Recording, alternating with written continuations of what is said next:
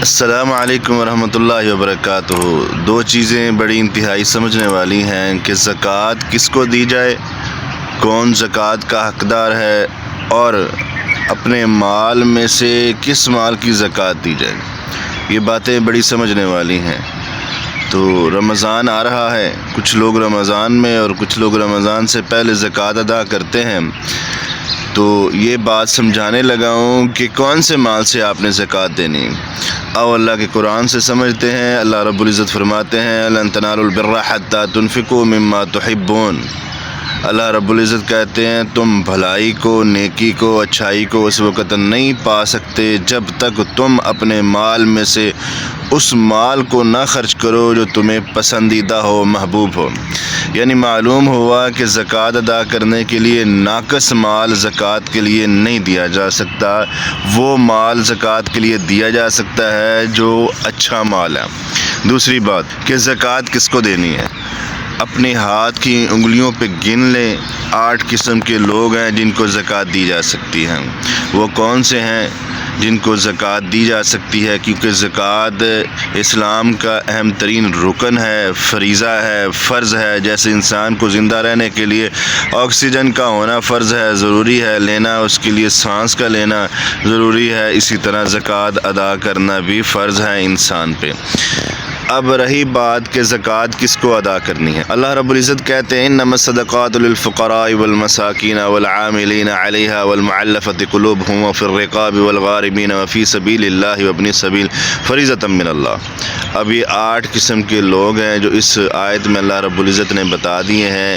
یہ سورۃ توبہ کی آیت ہے، 10ویں پارے میں اللہ رب العزت کہتے ہیں انما الصدقات للفقراء، جو آپ نے زکوٰۃ دینی ہے، زکوٰۃ کے حقدار میں سے سب سے پہلا انسان فقراء ہیں، فقیر لوگ ہیں، ٹھیک ہے جی، جس کے پاس ایک وقت کا کھانے کا موجود ہے تو دوسرے وقت کا ہے ہی نہیں ہے، ٹھیک ہے جی۔ اس کے بعد فقراء کے بعد مساکین ہیں، ٹھیک ہے، اور اس کے بعد والعاملین، اور عاملین ہیں۔ عاملین کون ہیں؟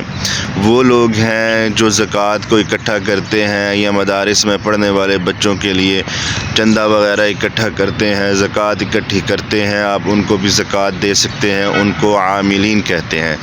اب اس کے بعد والمعلفۃ قلوبہم، ایسے لوگ کہ جن کے دل جو ہیں وہ اسلام کی طرف مائل ہوں، راغب ہوں، اسلام قبول کرنا چاہتے ہوں، آپ ایسے لوگوں کو بھی زکوٰۃ دے سکتے ہیں۔ والمعلفۃ قلوبہم وفی الرقاب والغارمین، اللہ رب العزت کہتے ہیں ایسے لوگوں کو بھی زکوٰۃ دی جا سکتی ہے جو غلام ہوں، آزادی چاہتے ہوں، آزاد ہونا چاہتے ہوں، ان کی آزادی کے لیے آپ زکوٰۃ ادا کر سکتے ہیں۔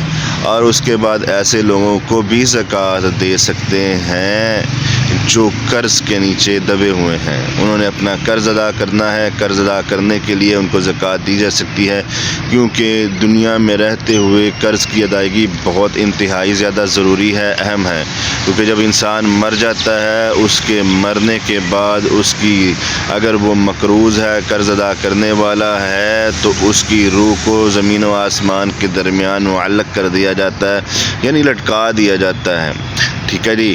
اس کے بعد والمعلفۃ قلوبہم وفی الرقاب والغارمین وفی سبیل اللہ، اور اللہ رب العزت کہتے ہیں کہ میری راہ میں خرچ کرنا، میری راہ میں بھی دینا، وفی سبیل اللہ ہی، اللہ تعالیٰ کی راہ میں خرچ کرنا، یہ بھی جو ہے زکوٰۃ دی جا سکتی ہے، اس میں بھی زکوٰۃ کو دیا جا سکتا ہے اللہ تعالیٰ کی راہ میں خرچ کرنے کے لیے۔